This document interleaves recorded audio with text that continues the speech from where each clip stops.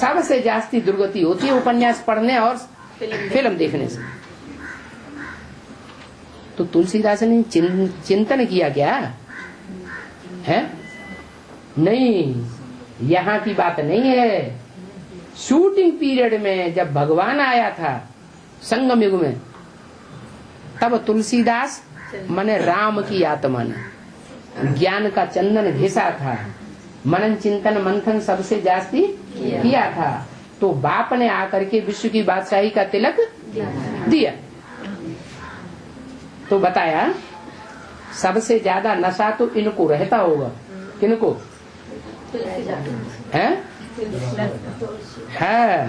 सबसे जास्ती नशा इनको रहता है जो बाबा का रथ बनते हैं। भाग्यशाली रथ इसलिए इनको कहा जाता है। किस लिए?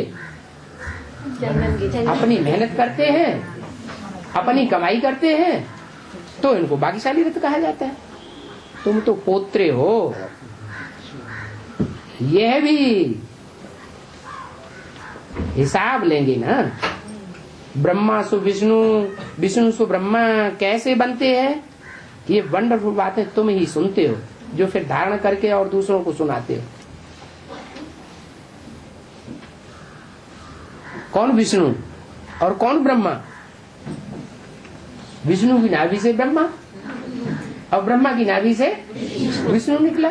कहाँ की बातें? संगम युग की बातें हैं। यज्ञ के आदि में कोई विष्णु रूप था। जो आदि में विष्णु, सृष्टि के आदि में क्या होता है? विष्णु। सो अंत में आदि, सो अंत में भी विष्णु।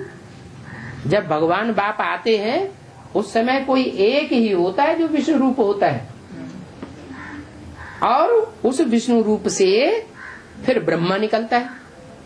कब निकला?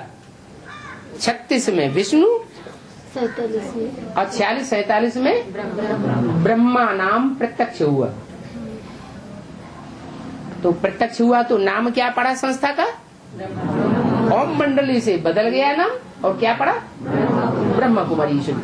प्रजापिता क्यों नहीं? क्योंकि विष्णु की नाभि से निकला ना, ब्रह्मा निकला, तो ब्रह्मा कुमारी विद्यालय नाम पड़ा। तो विष्णु सो ब्रह्मा कैसे होता है, ये वंडरफुल बातें तुम ही सुनते हो, जो फिर धारण करके और दूसरों को सुनाते हो। बाप तो सबको विश्व का मालिक बनाते हैं, परंतु सब विश्व के मालिक तो बनते नहीं। बनते फिर भी नंबरवार है। बाकी ये समझ सकते हैं राजाई करने लायक कौन बनेंगे। बाप का तो फर्ज है बच्चों को ऊंचा बनाना, क्योंकि बाप की बच्चों में आस रहती है। कैसा भी बच्चा हो, फिर भी बाप बच्चों में आशा रखता है, आज नहीं तो कल सुधर जाएंगे। बाप विश्व का मालिक बनाते हैं। चांडाल बनने वाले भी विश्व के मालिक तो है ना। ये क्या बात हुई है? ये कैसे? यथा राजा वहाँ तथा प्रजा होती है। वहाँ किसी का अपमान नहीं होता है। वहाँ राजा ऐसा होता है जो अपने पूरे राज परिवार ही नहीं, पूरी प्रजा को क्या समझता है? अपने बच्चे के मुआफिक समझता है। उसको कहेंगे असली वसुदैव कुटुम्बकम। बाप कहते हैं मैं थोड़े विश्व का मालिक बनता हूँ, है? कहते हैं जो कहने वाला है वो साकार शरीर से कहता है या बिंदु से कहता है?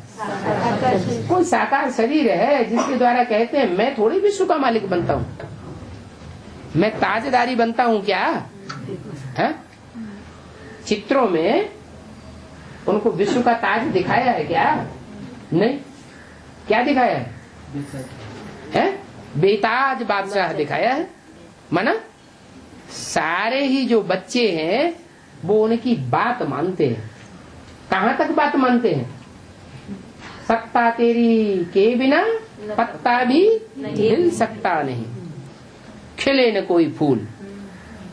क्या उसकी वो ऐसा सत्ताधारी है जिसकी सत्ता के बिना कोई पत्ता भी हिल सकता नहीं। पत्ता माने जो भी नई दुनिया के झाड़ के जो भी पत्ते हैं उसकी सत्ता के बगैर हिल भी नहीं सकते। कोई फूल खिल भी नहीं सकता। ये क्यों नहीं कहा? कोई कांटे हो नहीं सकते। वो तो नई दुनिया का फाउंडेशन डालने वाला है, वहां कांटे कहां से आए? तो इस मुख द्वारा बाप बैठ नाले सुनाते हैं। आकाशवाणी कहते हैं ना मुख को, परंतु अर्थ थोड़े ही जानते हैं। आकाशवाणी दहली से सुनी, क्या ये एडवांस ज्ञान कहाँ से सुना? कहाँ से निकलता है? दिल्ली से निकलता है। तो उन्होंने कौन सी आकाशवाणी प्रसिद्ध है? इंडियन, दिल्ली की आकाशवाणी नाम दे दिया। ऐसे क्यों नहीं कहते पंडितों से प्रोग्राम सुनो, है?